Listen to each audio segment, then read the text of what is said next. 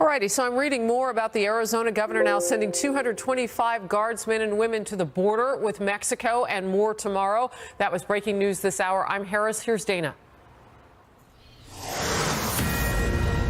Fox News Alert, Florida Governor Rick Scott making it official. He's running for the Senate, while the man he will face in November meets with Mark Zuckerberg before the Facebook founder's testimony tomorrow on Capitol Hill. Coming up, I will speak with both Governor Scott and Senator Bill Nelson.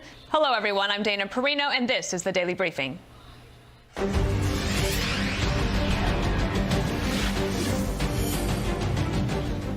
We're also waiting for a White House briefing. Sarah Sanders sure to face questions on Syria as the president promises a quick decision on America's response to another apparent chemical attack on civilians. It was an atrocious attack. It was horrible. We are studying that situation extremely closely. We are meeting with our military and everybody else, and we'll be making some major decisions over the next 24 to 48 hours. National security correspondent Jennifer Griffin joins us now from the Pentagon. Jennifer, what is the Pentagon saying about a possible strike? Well, Dana, the Pentagon has been working since yesterday to draw up options for the president. Both Defense Secretary Mattis and the president are blaming Russian President Vladimir Putin for the apparent gas attack.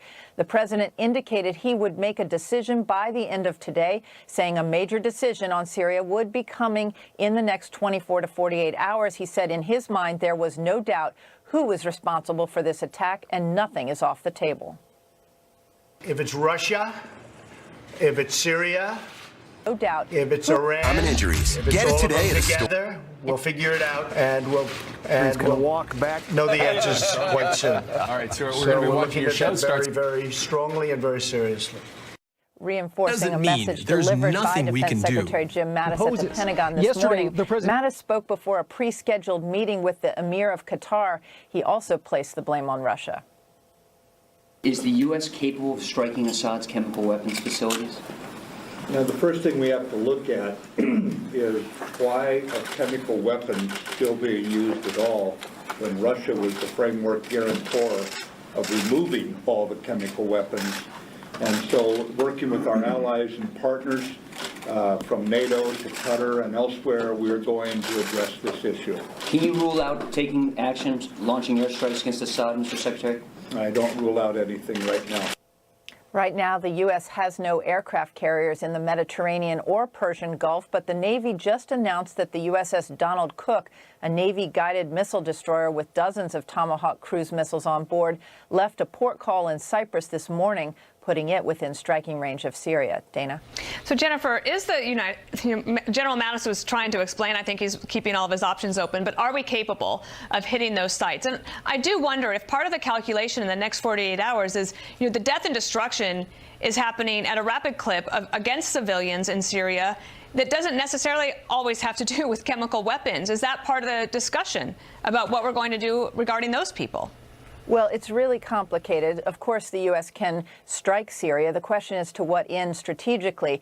If you look at the explosions, the airstrike that occurred overnight at the T4 air base in central Syria, overnight fighter jets bombed that Syrian air base, which is used by both the Russians and the Iranians. At first, the Syrians blamed the U.S., but the Pentagon denied responsibility, and now the Russians say Israeli F-15s carried out the strike. At least 3 Iranians were killed in that overnight strike, including the senior Iranian Revolutionary Guard commander in charge of Iran's drone program in Syria.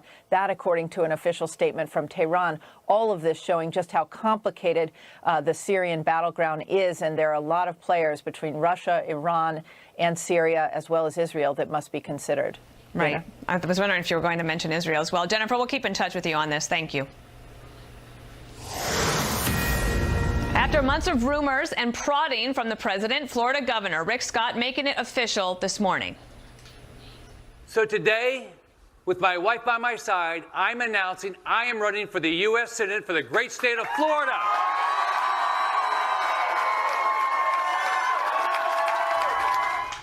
And that sets up a pivotal race between the Republican governor and Florida's 3-term Democratic Senator Bill Nelson. Now in an exclusive interview, the first since his announcement, I'm joined by Florida governor and Republican candidate for the Senate, Rick Scott. Sir, thank you for joining us today. I know that the Republicans are delighted that you decided to get into this race.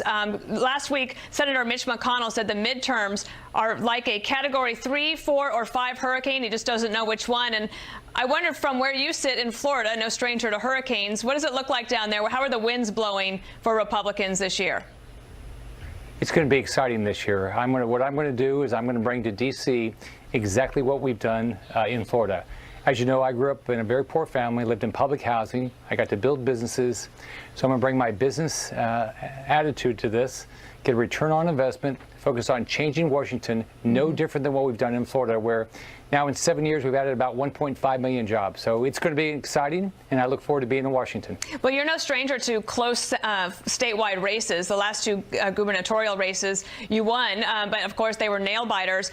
There is expectation that this race in Florida will be not only the most expensive in Florida history, but perhaps the closest. Quinnipiac poll right now says that Bill Nelson is at 46%. You just announcing at 42%, to me, that seems like a pretty close race. I know that there are some internal polls that show you even up over him. What is it that you want to take from your experience in Florida that you can take to Washington, D.C.? Recently, you did a lot of leadership after the Parkland shooting to change gun laws in your state. Is that something you'd like to see on a national level?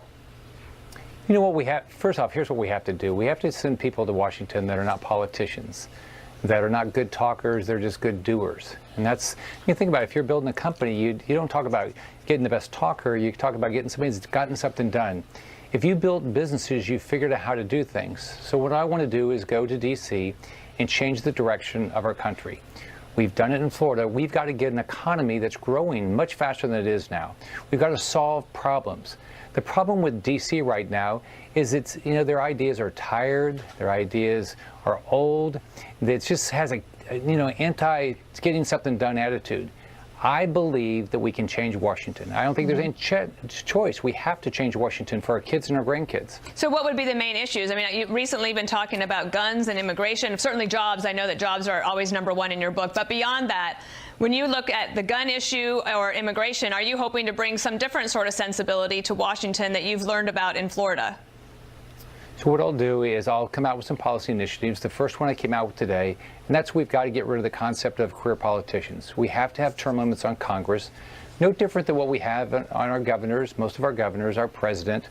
In our state, we even have it in our House and our Senate. We've got to get away from this concept that somebody's going to be there forever. So we get new ideas, new energy, and that's what I'm going to bring to the table. I'm going to bring a business attitude, new ideas.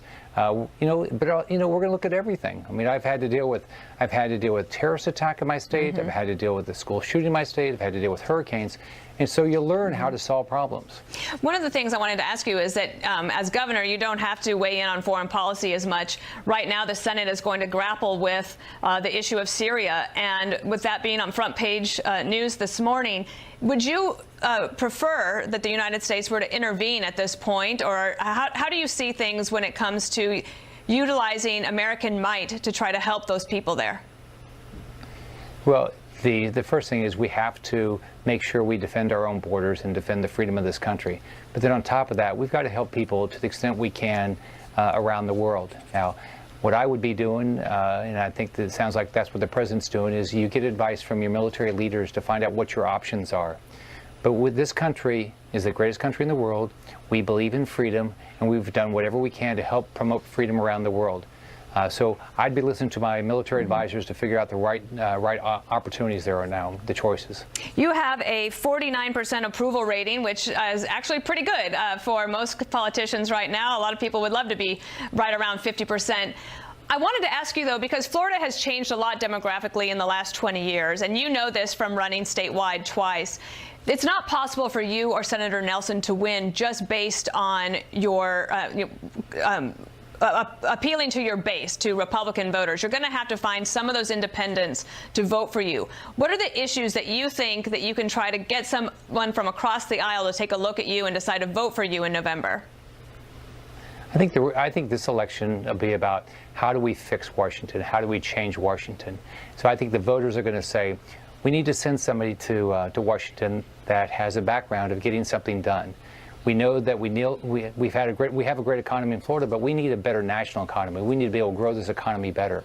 We need to get a return on all the dollars we spend to Washington. We shouldn't be spend all this money to D.C. and that not knowing what return we get back. We've got to hold people accountable in D.C. So I think what they're looking for is they're going to look for somebody that fresh ideas, somebody that's going to change the direction of the country. I think that's the important issues this year. But what I'm going to do, I came out with term limits today. I'll be coming out with policy proposals over the next few months. I know that President Trump is glad that you made the decision to run. Will you ask him to campaign with you in Florida? I've not had the opportunity to talk to him recently about this race. I know he's asked me to get into the race. You know, what I tell people is I'm running as Rick Scott. People know my track record. I'm a business person that grew up in a very poor family. I'm going to bring that all to the table to make sure we change the direction of D.C. Well, welcome to the race. We look forward to having you back on to talk more about it. Governor Rick Scott, everyone, thank you. Have a great day. Thanks. All right, at the bottom of the hour, I'll be speaking with Scott's Democratic opponent this November. That's Florida Senator Bill Nelson. Facebook's Mark Zuckerberg just met with the senator, so lots to talk about with him, including this Senate race and his new opponent. As we wait for the White House briefing to begin, Chris Stirewalt joins us to kick off Midterm Monday. He'll roll out the Fox News House race ratings for the first time. You'll find out which ones he thinks are toss-ups, only on the Daily Briefing. Plus, Florida Governor Rick Scott shaking up the midterm map, challenging Florida Senator Bill Nelson, the move forcing Democrats to defend another vulnerable Senate seat. Chris Stirewalt is Fox News politics editor and editor of Halftime Report. I just had I call him Senator, I don't want to get ahead of myself, Governor Scott on to talk about his race. I've heard that this is going to possibly be the most expensive statewide race in Florida's history. Is it really going to be that close? Well, whether it's going to be close or not, we'll find out. Is it going to cost $100 million or more? You betcha. Wow. This thing is going to burn enough. You're going to take enough money you could burn a wet elephant with how much they're going to have to spend on this thing. Florida has a lot of big media markets, and as we know, that has a history of close elections. Scott, in his own previous two, by 1 point or so in each case. This is going to be a clash of the Titans. And what Democrats have to worry about in a big way is if it starts sucking cash from other races. They've got 4 Democratic incumbents in Indiana, West Virginia, North Dakota, and Missouri that look like sitting ducks right now. If they have to take cash away from those races, take resources away from those races to try to keep Nelson propped up, even if Scott doesn't win, he will have helped his party. Well, I teased the audience that you were going to give us the first ever look at the midterm races, the halftime report races. So tell me, where do you think things stand right now, and how many races are up for grabs? So we've got 65 races that fall into our basket of things that we're going to look at more closely. Both parties have, as it turns out this time, 187 seats on either side that are pretty much safe, that we can say look safe at this point. But as we drill down, we get to the group of 65, and then inside that 65, there are 25 that are real pure toss-ups right now. And what we know about the places where they're real pure toss-ups, these are mostly, so 18 of those 25 are in districts that either Hillary Clinton won or where Donald Trump won by less than 3 points. So basically, the House is the inverse of the Senate. While Republicans have a very favorable Senate map this time, and that's why people like Scott are jumping in, on the House side, it's tough pulling, and in 18 of those 25 districts look like they're very tough for Republicans. Out of those 25, how many of those are open seats or versus incumbents running for re-election? We only have a couple handful. Ryan Zinke, his seat remains open. There's 2 Republican retirements that look like automatic flippos, and that is Costello in Pennsylvania, 1 Pennsylvania race, 1 in California. So there are a couple that just look like dead meat that the Republicans are seating, but most of these are going to be fought out. Most of them are going to be grueling, and most of them are going to be awesome to cover. And are they regional? When you look at this, do you think, okay, with this, can you see some sort of pattern in the region? The good news for Republicans in 2010 and 2014 was that they won House seats in places that they never expected to. The hard part is that now when you're in a more difficult climate and you're having to play defense, New York, New Jersey, Pennsylvania, but California, bigly. And also, by the way, a big overlay with suburbs, places where we have seen female voters, college-educated female voters particularly, turning away from the Republicans. So that's what it looks like. And that's I read their basket. today that Democrats are fielding challengers for nearly every Republican House and incumbent this year. And that's a change from 2014 when 36 Republicans won re-election without even facing an opponent. And what happens sometimes is some appallingly weak incumbents, and this happens in both parties, they get soft, they get overrated in terms of how good or how well they're going to run. They get overstated and overrated as time goes by. And sometimes somebody shows up and picks them off. You never know. You never know. That's why you keep watching, and you have to subscribe to Halftime Report that Chris Stirewalt writes. All right. All right, Chris, thank you. You bet. We are live at the White House awaiting the briefing as the UN Security Council prepares for an emergency meeting on Syria in less than an hour. What can we expect Russia to do?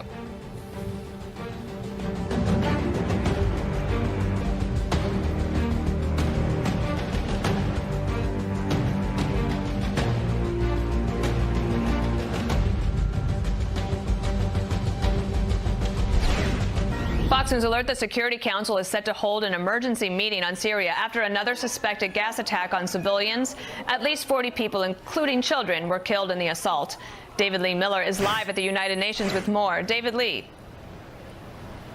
Dana, it seems highly unlikely that the United Nations Security Council is going to take any meaningful action regarding the reported chemical weapons attacks in Syria, underscoring the low expectations.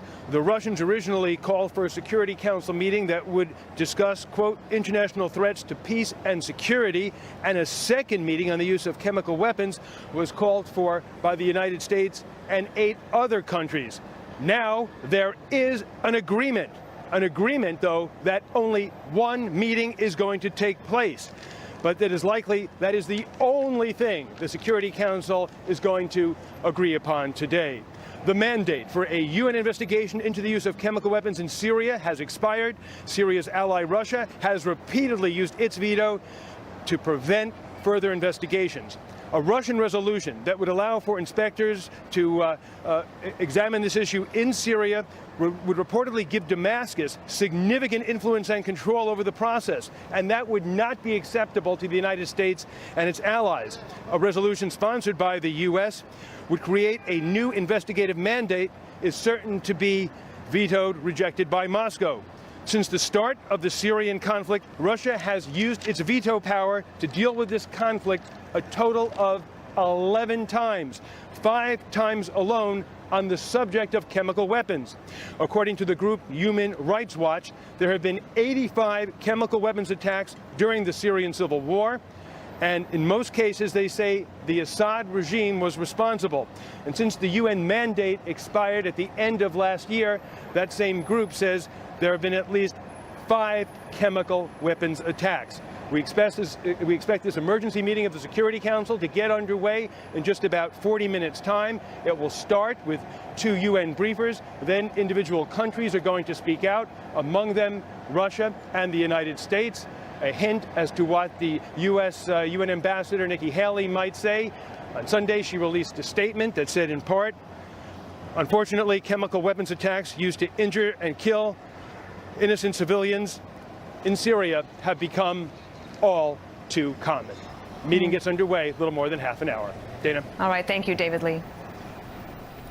You're looking live at the White House as we wait to hear from Sarah Sanders. We'll go there as soon as she steps to the podium. Plus, we heard from Rick Scott earlier as he announces a run for the U.S. Senate. Up next, the man Scott is challenging, 3-term incumbent Democrat Senator Bill Nelson joins me on the Daily Briefing.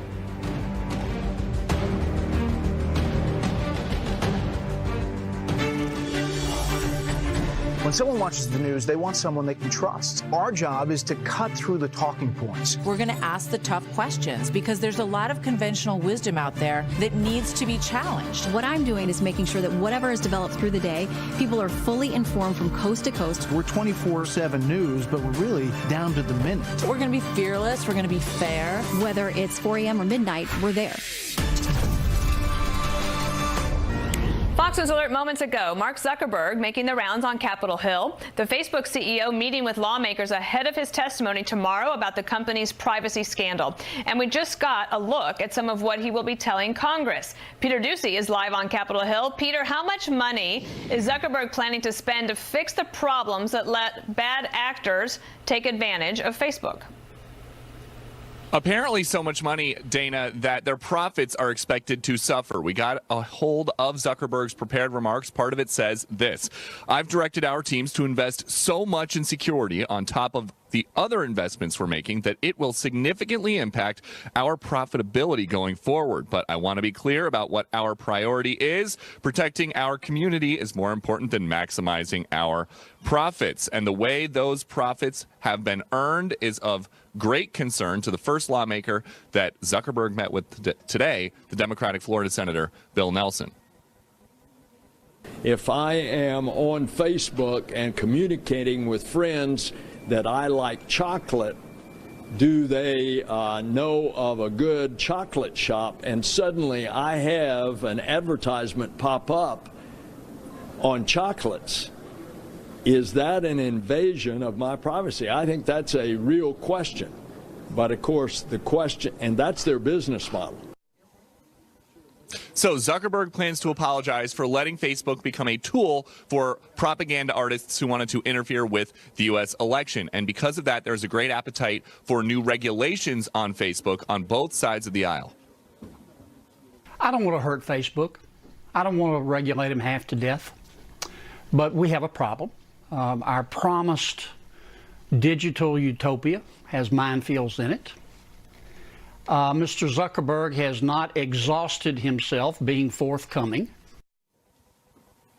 And Dana, you can see we're on the third floor of the Hart Senate office building, and Zuckerberg has got quite a crew of reporters, about as many reporters as you would ever see following anybody here on the Hill. He's in with Senator Feinstein right now. We expect to shout some more questions at him when they're all done. Dana? Peter, I'm sure a lot of members of Congress wish they could get that kind of attention. Thank you so much for your report. And for more on this, Florida Senator Bill Nelson joins me now. Sir, thanks for making the time for us today. You talked to Mark Zuckerberg earlier. The hearing that takes place tomorrow, are you anticipating, based on your conversation with him today, that he will be very candid? And I know that they're going to apologize, but do they have some solutions that you think will pass muster at the U.S. Senate hearing? Will he be candid? He was with me. He clearly said they made a mistake. He said they were lied to by Cambridge Analytica. But if we don't do something about this, Dana, we're not going to have any privacy anymore. And when you put that threat to us in the hands of a state actor like Russia or China or North Korea, then you've got a real threat to this country as well as to our individual privacy. Do you think that it would have been useful if the CEO of Twitter, Jack Dorsey, and the CEO of Google, Larry Page, would have joined him at the hearing? Because certainly Facebook is not the only company in Silicon Valley that is dealing with privacy issues. The short answer is yes, and what I would hope that we would have them each in individual interviews, just like I've requested my co-leader, our chairman, John Thune of the Commerce Committee, to bring in Cambridge Analytica, and we intend to do that. Sir, you have won statewide in Florida several times, and you've served Florida for many years. Now you have a new opponent. We just spoke to him earlier. Rick Scott, the governor of Florida, says he is going to get in the race as the Republican to challenge you. What do you think you will run on as your signature accomplishment from your years in the Senate? Well, first of all, I treat any opponent with great seriousness, and I run like there's no tomorrow. Now, in the case of Rick Scott, he'll say and do anything to try to get elected. And that's going to contrast with me and my record, because I've always thought if you try to do the right thing, the politics will take care of itself. So you say, what have I done? We'll go to the beach. Look out there. You won't find any oil rigs, and you won't find any oil rigs, particularly on the Gulf Coast, that protects the largest testing and training area for the United States military in the world, as well as our $60 billion a year tourism industry. Go to the East Coast. Look at Cape Canaveral. Look at a revived space program, both NASA and a commercial space program. Now, I've just given you two examples of major laws that I've passed. What do you think about his first policy announcement that he's going to run on term limits being important to the state of Florida? Well, The fact is that Mark Zuckerberg came to see me because I am now the ranking Democrat, and if we get the majority, we'll be the chairman. It takes time to work up through the seniority system. So I would think that that's particularly important to Florida. Let me ask you about something else that's happening in Florida. Not all states are dealing with this issue of, in the courts, about restoring the voting rights to felons. And this weekend, George Will wrote a column in which he talked about this issue, and I wanted to get your take on it. He said, what intelligent purpose is served by reminding felons who really do not require reminding of their past, and by advertising it to their community? The rule of law requires punishments, but it is not served by punishments that never end and that perpetuate a social stigma and a sense of never fully re-entering the community. I understand that both on the ballot and in the courts, this issue is up for debate. Where do you stand on it? Well, I'm all for giving over 1 million people in Florida who have done their time, and it was not a crime of murder or a sexual kind of crime. I'm all for restoring their rights. And I think George Will in that column is right on. Are we a society that tries to rehabilitate our people? Do we believe in the essential goodness that a person should have their rights back, especially the right to vote if they made a mistake and did their time? I think that's what we believe, and I think that constitutional amendment in our state will be passed. Sir, as I understand it, the first ads that you have, or that your group has, your campaign against Governor Scott, is basically talking about all sorts of issues, but does not mention President Trump. Has your campaign found in its research that going against President Trump is not fruitful at this point in a really tight race in Florida? Oh my goodness, no. And I think the important question is watch Rick Scott. He's not mentioning Trump at all. He's trying to keep his distance because he knows that there's some problems in Washington in 1600 Pennsylvania. You're going to have to do a lot of fundraising as well. You know, everybody is. This is going to be a very expensive race. Chris Stirewalt just said enough money will be spent to burn a wet elephant. When you're having to deal with that, you know, Florida is a state where you're going to have to reach across the aisle to try to get some of independent voters to vote for you, but you need to fundraise from Democratic donors that actually might be quite far to the left. Is that doable? There's nothing inconsistent with that. That's what I've done all my life. That's why I've won statewide by reaching out. Moderate Republicans support me. Independents support me. That's why we've had wide margins in the past.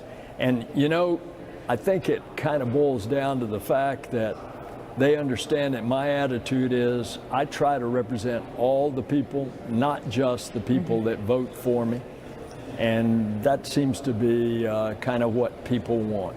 Well, Senator, thanks for joining us. I have a feeling that based on your earlier quote in Peter Doocy's package that you're going to get a lot of advertisements for chocolate shops anywhere you are. So we appreciate you coming on today. Thanks so much. Okay. For more on this, I'm joined by Democratic strategist and the president of Solidarity Strategies, Chuck Rocha, and Matt Schlapp, chairman of the American Conservative Union. Thanks for being here. This Florida Senate race is now, well, Chuck, it's off to the races. It's going to be an expensive one. Both of these candidates are going to have to find votes outside of their base. Who do you think is better positioned to do that? Look, I'm a good Democrat, and I think Mr. Senator Nelson is. And I think that's something that's not being talked about is the Latino vote in Florida. You have two white guys running in a state that's got a lot of Latinos and so diverse. And Matt can probably speak to this as well as I can. Because there's a big difference between Cubans in Miami, who tend to be more conservative, and Puerto Ricans in Central Florida around the Orlando area. There's a whole new growing group of young Latinos that are coming of age that don't know either one of these guys. Whoever does the best outreach there, I think, will be the determining factor of what happens in this race. Matt, Florida, boy, you and I know Florida very well, right? Right. It's always tough. Razor-thin margins that Rick Scott has won by. And some people think that Senator Bill Nelson has really never had a really tough Republican opponent, and that Rick Scott just might be the type of person that can beat him in this race. What do you think? I think that the money advantage that Rick Scott has, he's a man of personal wealth, and he's been willing to put it on the line. as he's run for governor of Florida, and he's going to be willing to do that as he runs to represent Florida in the Senate. And I think that is going to be a new and unique aspect to this race that Senator Nelson's going to have to wrestle with. I also think Rick Scott has one very clear advantage is, you know what, Dana, this is not a big shock, but people don't like Washington, D.C. Matter of fact, a lot of people now refer to it as the swamp. And anytime you're an outsider running to be in Congress, you've got an advantage, especially over a longtime incumbent who can be tied to all the problems that exist. Let me ask you about Facebook real quick, Chuck, because Mark Zuckerberg released a prepared statement that he's going to use tomorrow at the House Energy and Commerce Committee that says Facebook is an idealistic and optimistic company. For most of our existence, we focus on all the good that connecting people can bring. It's clear now that we didn't do enough to prevent these tools from being used for harm as well. I do think that in many ways Facebook, and especially Mark Zuckerberg, is idealistic to a point that it's endearing, but tomorrow is he about to face a Mack truck of cynicism? You're going to see a lot of people who are upset. 2.1 billion people globally go to Facebook every month. Over 1 billion people go to Facebook every day. We've never had to deal with this on a global scale. We used to talk about the old NBC, ABC, Fox back in the day. Nobody can reach as many people as Facebook can and have the influence that they can have over every aspect of our life. So he better be prepared, because I think he's going to get it from both sides. But Matt, conservatives are sort of reluctant to think that government can actually solve the problem. Can the swamp step in here and help protect Americans or other users from the evils of Facebook? Yeah, of course. So look, as conservatives, we also believe in oversight. Now, maybe liberals want to use this oversight so they can regulate both Google and Facebook and some of these other big media or online companies. But there's another side to this, which is to shine a light on the fact that companies like Facebook and Google know all these personal things about you, know all the things you search for online. They know what your heart is searching for online. They literally know that private information, and they monetize it, and they track you. And there comes a point where people get very disquieted with the idea that companies have so much personal information, and what are the boundaries to how they use that personal information? What we're learning is there's no boundaries at all. Right. Well, I'm going to have you back, and we'll talk about personal responsibility and all of this another time, because I'm running out, and I got to wrap you. Chuck Rocha and Matt Schlapp. Thanks, guys. Thank you, Dana. Thanks. So it's John Bolton's first day on the job as White House National Security Advisor, and he has a whole lot on his plate already. Karl Rove breaks it down next. Military action in Syria. I'm Shepard Smith on the Fox News deck. We're waiting for reaction from the White House and the United Nations after a suspected chemical weapons attack in Syria killed dozens of people. President Trump calling it atrocious, saying to expect major decisions on Syria, maybe as soon as today. We're expecting reporters to ask about that at the White House briefing that's set to start at any moment now. Last month, the UN ambassador Nikki Haley warned that the U.S. is prepared to act if we must on Syria. We're waiting to hear what she will say during an emergency meeting at the United Nations set to start at the top of the hour. A very busy news afternoon. We'll see you on Shepard Smith Reporting. Fox News alert, Arizona's governor holding a send-off ceremony today for 225 National Guard troops headed to the border. The troops are part of President Trump's efforts to increase border security until a wall is built. The men and women will provide support for Border Patrol agents. Meanwhile, at the White House, former UN Ambassador John Bolton taking the reins today as National Security Advisor as the president promises a quick response to a suspected chemical weapons attack in Syria. Bolton has previously supported military action against the Assad regime. Karl Rove is former White House Deputy Chief of Staff and a Fox News contributor. And I wonder, based on your experience, Karl, what do you think John Bolton's day is like as he looks around the world and tries to triage, deciding what the most important issue is to take to the president as he gets settled into his new job? Well, I've known John a long time. We were literally in our early 20s together at the Republican National Committee. He was the research director. I was the executive director of the College of Republicans. He had the mustache back then, but as I recall, it was a little bit darker, not so gray. And, of course, I had a lot more hair. But his first day is going to be almost overwhelming. Think about the immediate crises that face him. We have the Syrian gas attack. We have the necessary preparations for a potential meeting in 5 or 6 weeks or 7 weeks in Korea with the North Koreans about denuclearization. We have an issue with regard to the president demanding a new policy or review of the existing policy with regard to the 2,000 U.S. special operators that are inside Syria still fighting ISIS. And then we have some deadlines coming up on the Iranian nuclear deal. And that's just the tip of the iceberg. We have Ukraine with the Russians messing around, the Baltics where the Russians are threatening. We have issues with our NATO allies. We have issues with Islamic extremists in Africa. We have the Chinese militarizing the South China Sea. We have to work through the relationship with Japan, our great ally, Carl? which is grappling with how it should defend itself. So he got a busy schedule ahead of him, not just on the first day, but for weeks. If I could just hold you there for a moment. Sarah Sanders has taken the podium, and she's talking about Syria right now. Let's listen. Chemical weapons attacks and other actions targeting civilians. The president has noted that Russia and Iran also bear responsibility for these acts, since they would not be possible without their material support. It is also now clear that Russia has betrayed its obligations to guarantee the end of the Syrian regime's chemical weapons program. The president and his national security team are consulting closely with allies and partners to determine the appropriate response. As President Trump clearly stated, there will be a price to pay. We call on all members of the international community to share any information related to this attack and to hold the perpetrators and their sponsors accountable. And we call upon the Syrian regime and Russia to open the area to international medical assistance and international monitoring. And with that, I'll take your questions. John. The president was pretty definitive today in saying that this was an attack with banned chemical weapons. Yet there hasn't been any concrete proof of that. Russia insists that there is no evidence of chemical weapons. What makes the president so sure that he is willing to make such a declarative statement? The president is confident. He's been briefed by his national security team and being kept up to date constantly and regularly on the intelligence around that. And I can't get any further beyond that at this point. Do we have any proof at this point that it was in fact a chemical weapon? Once again, I can't get anything beyond the comments that we've already made, but we're very confident in those comments. It was just a couple of weeks ago the president was talking about wanting to leave Syria very quickly. Now you're saying that there's a price that has to be paid. Does the president believe that there are some things that are so atrocious, which is the phrase he used this morning, that the United States is in fact the world's policeman, and it demands a response, it demands the presence of the United States government in the region? Look, the president wants to bring our troops home after we complete the mission to eradicate ISIS in Syria. At the same time, he wants to make sure Assad is deterred from chemical weapons attacks on innocent civilians. Signaling we want to remove our troops in no way degrades our ability to hold parties responsible.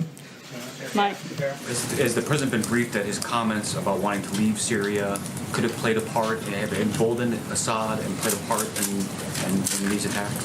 The only individuals that played a part don't reside in this country, and I think we've made very clear who we think is responsible for these attacks, and to try to conflate that and make this on any part and blame on this president is absolutely ridiculous. He has criticized others for signaling military plans. It seems to be what he was doing here. Does he regret those comments that he made last week? The president's been clear that he wants to make sure that we have the defeat of ISIS. We've also been clear in our actions, as you have seen after previous chemical attacks, what this president has done, and I think we've been very upfront on that. Thanks, Sarah. First, the news out here this morning about apparent strikes carried out overnight. Does the United States believe that Israel was behind those strikes, as the number of reports claimed? And was the United States given a heads up by the Israeli government? I can only speak on behalf of this government. For questions on that, I would refer you outside. I can tell you at this time the United States is not conducting airstrikes in Syria, but I can't go beyond that at this point in time. So from the White House perspective, did the White House get a heads up from any foreign government about conducting strikes in Syria? Again, I can't go any further than commenting on behalf of our government, and I can tell you that currently at this time the United States is not conducting airstrikes in Syria. And back on the deterrence for a moment, you said the president wants to ensure that the Assad regime can't conduct attacks like this in the future.